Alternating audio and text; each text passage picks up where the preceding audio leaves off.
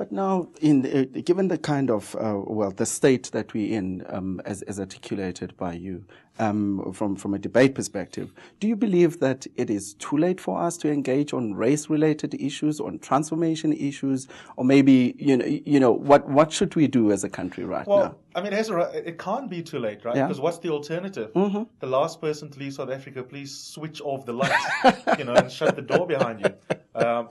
We are forced by the reality that we're going to continue existing, full stop, in this space at that, to get on with it, as the English like to say. And we better get on with it by teaching ourselves the kind of skills that we've never had before. And there's a couple of things we need to do. The first thing is that we need to recognize each other's right to speak. Yeah. Because what's interesting about the intolerance that we display towards each other is that it is also partly motivated by this ridiculous assumption that you need a right to speak. Yes. If you are a woman, how dare you question me as a man? If you are black, how dare you question me? Or now, as the case might be in Julius Malema's instance with the BBC journalist, if you are white, how dare you question me? So the first thing we need to teach people, which is very sad that we can't even jump to talking about the logical rules that I was talking about earlier. The first thing we actually need to teach people is to respect people's right to be heard. Because in South Africa, you've got to earn your right. If you have a foreign accent, if you don't sound like you're from the right LSM bracket, if you don't have the right accent, people don't want to hear you. I mean, another example yesterday on 702, where a fill-in journalist was being told by someone who called in, "Oh, you have the accent of someone who's usually on the SABC. What are you doing on my radio?" Thinking they're cracking a joke, but actually revealing a deep prejudice which says, you don't have a right to speak. That's what it says.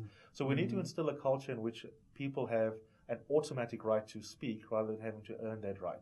Once we've done that, we really need to get rules of debate to be understood and to be practiced in schools and to be encouraged by the education department. And things like debate clubs shouldn't be for nerdish school kids or nerdish university kids. It should be routine. It should be part of the structure of programs, which of course is one of the reasons why the GIBS debating series is important, because we also need to rehearse and put on display to people how a structured debate might look like and what it might sound like. And that's the objective behind the debate series. Sure, but from a political perspective, where do we start?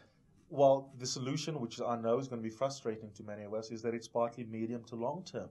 If you catch a bunch of potential leaders at a business school now and you demonstrate to them what a structured debate looks like and sound like, these are the people who will go into key positions of power within the next 10 to 20 years.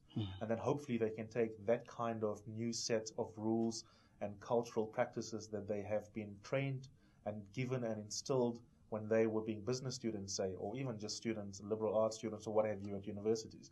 They can take that with them into the leadership structures. Great example. Take someone who was at the first GIBS debate, Lindiwe Mazibuko. Fantastic example of someone under the age of 30 who is an MP and clearly didn't grow up under the liberation movement ethos where you don't question elders. And that kind of nonsense, ageism, that often you find with liberation movements. And there you have someone who can set an example to her peers within the DA and within the body politic more broadly about what it means to listen, to respect someone else's view, and to engage them. And so it really does start with young people. Obviously that means a generation or two, but that's what we're up against, because I think if someone is 70-year-old, it's going to be very difficult for them to learn new tricks. But certainly we can't wait for that generation to come about. I mean, right now there are burning issues that require for us to actually debate and to talk a bit more. Absolutely. And in the meantime, what it means is that those of us who do have those skill sets need to put up our hand and say, I'm willing to offer a workshop here or there. I'm willing to keep writing a letter. I'm willing to call in on the radio station. I'm willing to make myself available. I think it means that people who do have those critical skill sets do have a social responsibility, as far as I'm concerned, to make those skill sets available. The number of peers I have, for example, who are trained debate coaches, but who have now quietly slipped into suburban life are huge. And those are the kinds of agents for good change, at the risk of sounding very revolutionary myself, who really can impart their skills. I'm not one of a kind in terms of my interest in coaching debate, for example. And that's what we can do in the meantime. But I do think that the focus in the long term should be on getting things like debate programs, critical thinking courses, more routine in schools and at tertiary institutions. But maybe as a parting shot, do you believe that the lack of debate is a manifestation of some sort of a climate, a political climate, or lack thereof? It is. I mean, when we talk about whether democracy is in a good state, right, you measure two things. Yes. You measure the formal things. And the formal things are things like, do you have an independent judiciary? Do you have an independent media? Yes. Do you have opposition parties that exist? Yeah. South Africa ticked the right boxes. But there's a more nebulous criterion as well, which is, do you have a democratic culture? Yeah. And that's a much more difficult thing to gauge. And you gauge those things through, does a journalist get thrown out? Does someone have to be black or white to be taken seriously? Yes. Yes. Do I have to criticize affirmative action this week in order next week to be able to side with Julius on the singing of Kill the Boer, just so that I gain a bit of legitimacy this week before I can make another argument in the opposite direction?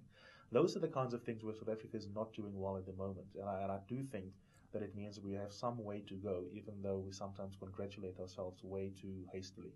Eusebius, thank you so much for your time. Truly appreciate it. The next GIBS debate is on the 29th of April, 2010. Please do book your place.